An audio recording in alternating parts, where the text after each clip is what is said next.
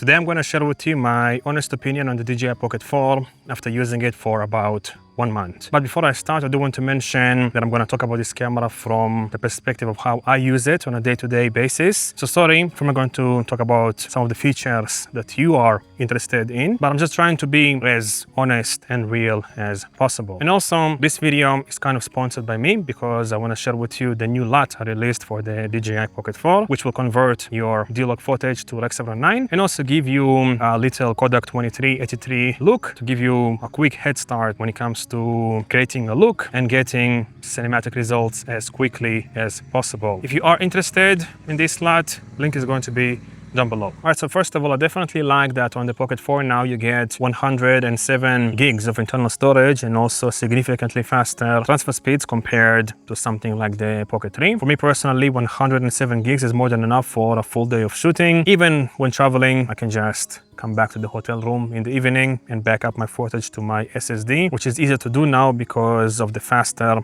transfer speeds. And for me, this is a big upgrade because one, I don't really need to use SD cards anymore with this camera. And also when I need to transfer the footage quickly to my computer, it is significantly quicker than on the Pocket 3. And now also with the Pocket 4, you get like 2 buttons in front, one costume button, which I use to like flip around the camera. And you also get like a zoom button, which I honestly never use. If I'll need to crop in on my footage, I will just do it in post-production. And the costume button is nice to have, but it's not really as revolutionary as the fast transfer speeds and the internal storage of 107 gigabytes. Also, I kind of prefer the joystick, honestly, on the Pocket 3 compared to the Pocket 4. On the Pocket 4, the joystick protrudes more outwards and also the movement is a bit more loose compared to the Pocket 3. And because of this, it's a bit easier to create like super refined and slow movements with the camera. Right, now let's talk about stabilization and active track. I've made a whole video about the stabilization performance between the Pocket 4 and the Pocket 3. If you want to watch that video, link is going to be up here. And in that video, I've mentioned that the only stabilization issue I've noticed with the Pocket 4 is when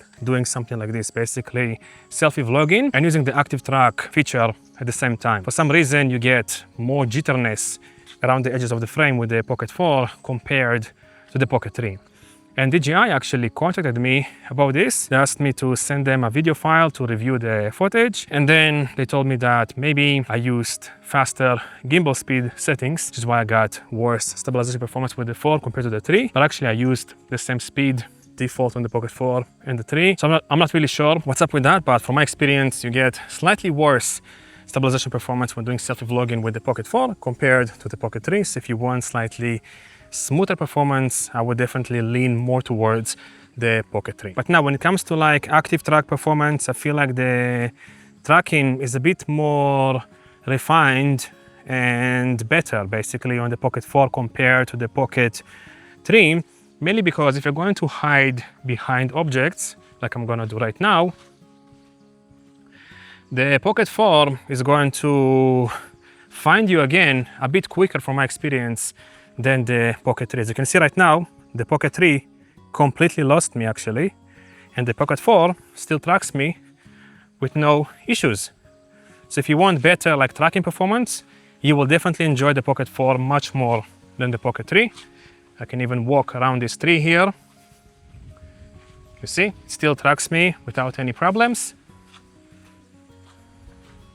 Let's try to do it again with the Pocket 3, give it another chance. Okay, now both of them are tracking me. Let's go behind the tree again.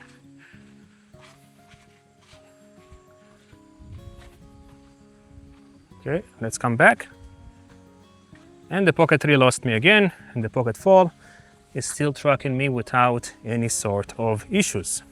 All right, and now let's talk about the image quality. And for me personally, the image quality on the Pocket 4 is significantly better than on the Pocket 3 because of D-Log. D-Log is significantly better than D-Log M if you are serious about color grading in post-production. You get much easier workflow in DaVinci Resolve with color space transforms. You get more flexibility when it comes to pushing exposure, contrast, and colors around. It's easier to match to other cameras from my personal experience. Also, you get a wider dynamic range performance with this camera compared to D-Log M on the Pocket 3. But at the same time, it's a bit more technical, especially if you want to get the absolute best results. You will kind of have to expose the image brighter than necessary and then bring down the exposure in post-production to get the cleanest shadows possible, which is something that I wasn't really doing with the Pocket 3 because the image looks really clean on the Pocket 3 with D-Log M. So it's a bit more technical to work with D-Log. And when it comes to the standard picture profiles, honestly, I can't really say that much because I think I only used it once on the Pocket 4. If you are shooting in like standard picture profile, you might actually prefer the Pocket 3 because I've seen people online, liking the out of camera colors on the Pocket 3, especially skin tones compared to the Pocket 4. But for me, because I like color grading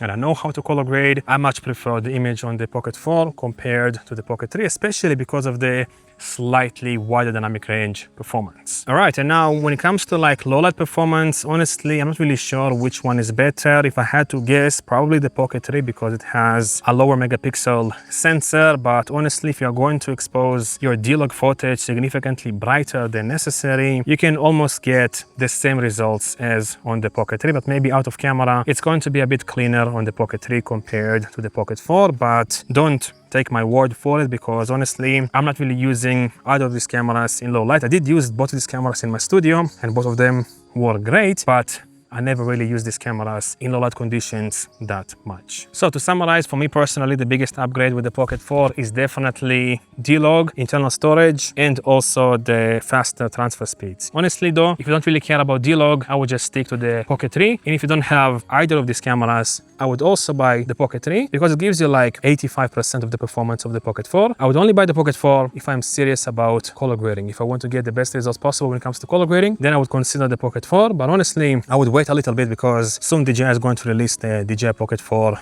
Pro, and that camera might have a new D-Log profile called D-Log 2 with even more dynamic range, flexibility, and whatnot. But for now, personally, I definitely prefer the Pocket 4 over the Pocket 3, mainly because of D-Log.